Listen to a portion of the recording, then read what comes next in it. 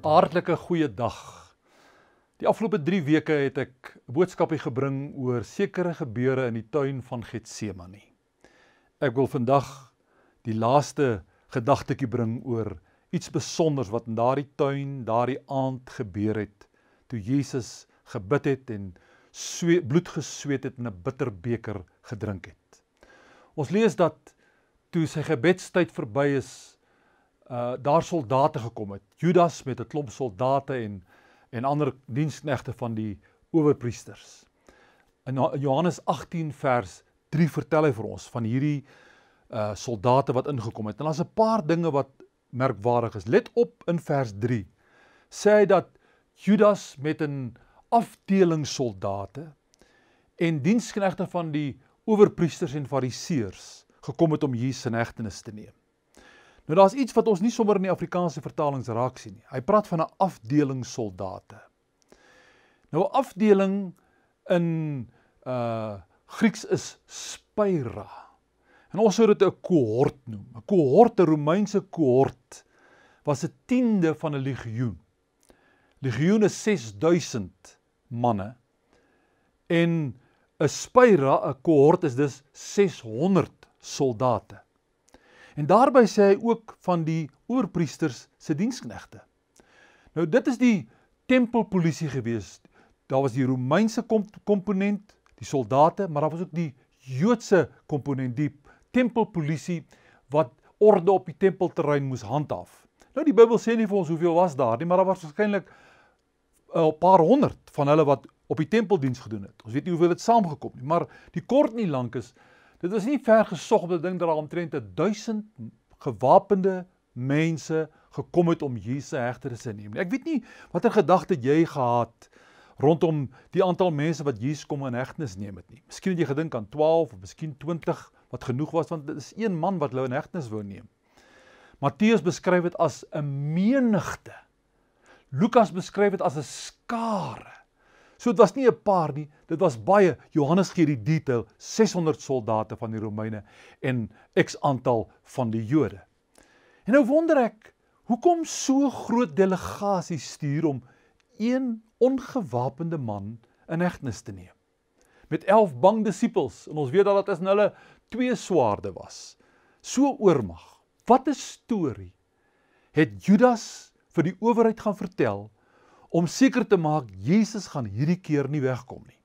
7 keer van tevore in die evangelies lees ons dat hulle Jesus wou doodmaak of in hegtenis neem, maar elke keer het hy ontkom. Maar nou het sy tyd gekom, sy uur het gekom. En die Joodse owerpriesters wou seker maak, hierdie keer vang hulle hom. Wat het Judas vir hulle vertel? Het hy vir hulle vertel van hierdie man wat 'n woord spreek en lammes en blindes word gesond? Het hy vir hulle vertel dat hierdie man die krag het om 'n stormwind en 'n woedende see met een woord tot stilstand te bring? Het hy vir hulle vertel van Gadara, waar Jesus 'n woord spreek en besetene val neer aan sy voete en 'n menigte demone smeek en pleit by hom? Het hy hulle vertel van die man wat op die water kon loop?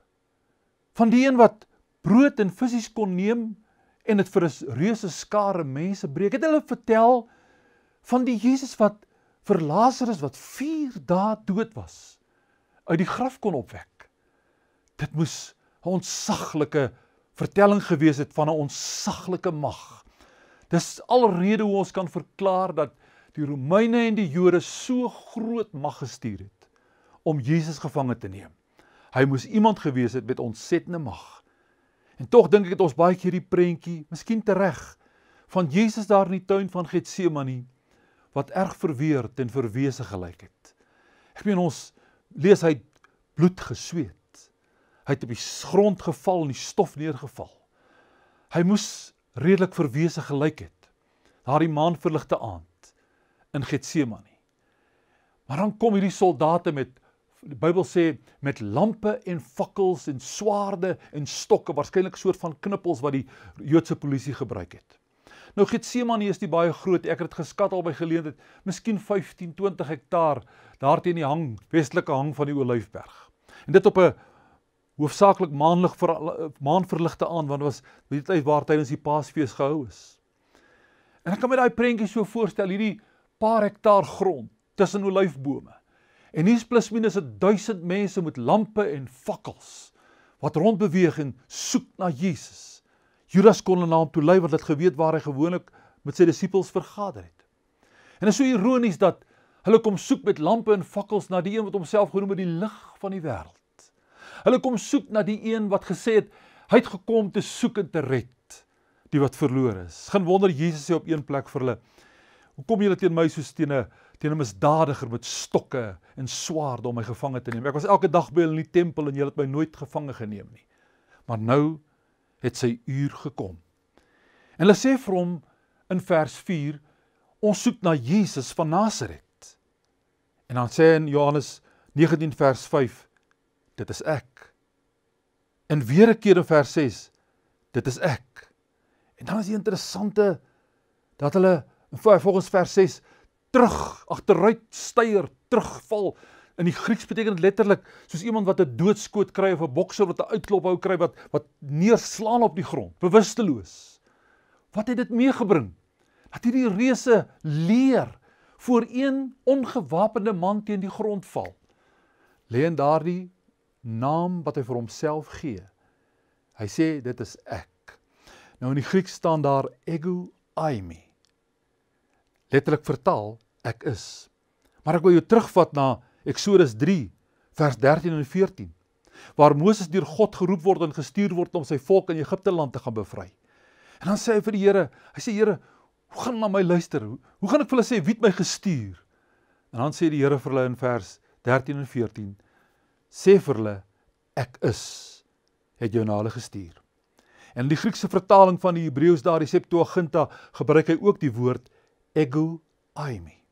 Met ander woorde, die groot naam vir God is ek is, ego eimi. Net God alleen kan daardie naam gebruik. Ek kan nie myself betitel, ek is nie. Ook nie jy nie. Net die Here alleen is die groot ek is.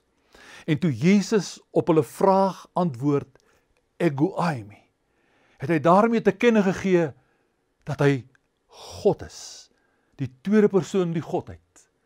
En dat sy aanspraak nie vals was nie, maar waar is, lê in die effek daarvan. Dit was asof 'n hemelse bomskok hierdie groot aantal soldate en polisie getref het. Hulle duins terug, val teen die grond, bewusteloos. Natuurlik kon Jesus in daardie tyd rustig pad gee en ergens elders gaan skuil, maar hy sou nie. Want hy sê in Johannes 10, hy sê, niemand neem my lewe van my af nie. Ek het mag om dit af te lê en ek het mag om dit weer op te neem. Eintlik is Jesus nie kom gevange neem nie. Daardie groep mense wat gekom het, was gevange geneem deur God se almag. Hy is nie gevange geneem nie. Hy het homself oorgegee. Hy sê, hier is ek. Dis ek. Dis my naam. En hulle kom later by en hy vra vir hulle weer, wie soek julle? Sê, Jesus van Nasaret, en hy sê, dit is ek. En hy gee hom aan hulle oor. Die groot ek is. En ek wil vandag hê jy moet dit onthou. As die groot ek is, God, sy mond oopmaak en spreek, ook in my en jou lewe, dan duins die vyandsmagte, dan styer die magte van die vyand terug. Want daar's geen manier wat enige vyandsmag kan staande bly voor die almag van God nie. 'n verwese Jesus in Getsemane het 'n versluierde almag gehad. Hulle het hom daar gesien, verwese, bebloed, vol stof. Maar agter die sluier van sy menslikheid, agter die sluier van sy gebrokenheid en sy broosheid, het die almag van God was gesetel. En dat hy met een woord neergevel. Wel, dit was 60 jaar later, toe Johannes, hierdie selfde Johannes, op die eiland Patmos was. En ek wil hê jy moet dit onthou, die man wat hierdie verhaal vir ons vertel van Johannes 19, het dit nie van 'n ander gehoor nie. Johannes was daar by Jesus, 2 meter of 3 meter van Jesus, toe hy in hegtenis geneem is. Hy was 'n ooggetuie. Hy het presies gesien wat met die soldate gebeur het. Maar 60 jaar later, op Patmos, skryf hy daar in hoofstuk 1 van vers 10. Hy sê, die volgende oomblik, het hy gehoor 'n stem, en hy het gesien, en dan beskryf hy wat hy gesien het. Beskryf hy Jesus, gekleed in wit klere, witter as sneeu, met 'n goue gordel om sy bors, hare wit soos wol, oë soos 'n vuur vlamme, voete soos brons wat gloei in 'n oond, en 'n stem soos die stem van baie waters. Hy sê, en toe ek hom sien, toe gebeur dieselfde wat in Getsemane gebeur het. Hy sê, het ek soos 'n dooie aan sy voete neergeval. Kan ons die almag van God ooit duideliker gedefinieer kry? Johannes, wat voor sy verheerliking ewe knus met sy kop op sy bors gelê het. Nou toe hy die verheerlikte Jesus op die eiland Patmos sien, die Jesus wat nooit weer gespuug en geslaan en verneder sal word nie. Toe hy hom sien in sy verheerlikte staat, toe val hy se dooie aan sy voete neer. Dis die God wat ek en jy dien. Dis die God wat ons aanbid. Ja, hy is 'n God van naby, maar hy is ook 'n groot God, 'n God van ver. 'n God voor wie sy vyande bewe. En daarom kan hy sê, Johannes, dieselfde Johannes vir ons sê, hy wat in julle is groter as hy wat in die wêreld is. En ek wil jou oproep, kind van die Here, om moed te skep. Want toe Johannes se dooie aan sy voete lê, sê Jesus vir hom, moenie vrees nie. Jy kan dit maar gaan lees daar, moenie vrees nie. Ek is die eerste en die laaste, die lewende, en kyk, ek was dood, maar ek lewe tot in alle ewigheid, en ek het die sleutels van die dood en die doodryk. Wees bemoedig, hier kort voor Paasfees, dat jou God en my God is nie maar net sommer een in 'n ry van gode nie. Hy is die Almagtige. En as jy hierdie God ken, hierdie ego eimi, is jy veilig in sy hande. Niks kan jou van hom skei nie. Ook nie eers die dood kan jou skei van God se liefde en sy krag nie. Versluierde almag, maar geopenbaar deur Jesus Christus, my Here en jou Here. Kan ons saam bid. Here, dankie dat ons vandag hierdie Christus kan aanbid, wat selfs in Getsemane, waar sy almag versluierd was, deur een woord, die vyand laat terugduins het en neerval het. Die Here wat deur sy gees binne in my woon, en wat sê dat hy wat in my is groter as hy wat in die wêreld is. En Here, ons wil vandag ook ons opponente en vyand, geestelik of fisies, maak nie saak nie, in die oë kyk.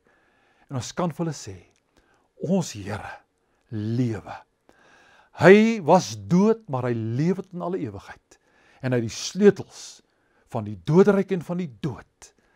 En hy kan in ons lewe ook toesluit wat moet toegesluit word. En oopsluit wat oopgesluit moet word. Ek eer u vandag, die groot ego eimi. Amen. Die Here sy met jou, pad na Paasfees. Mag jy jubel in die krag van die Allerhoogste. Sterkte.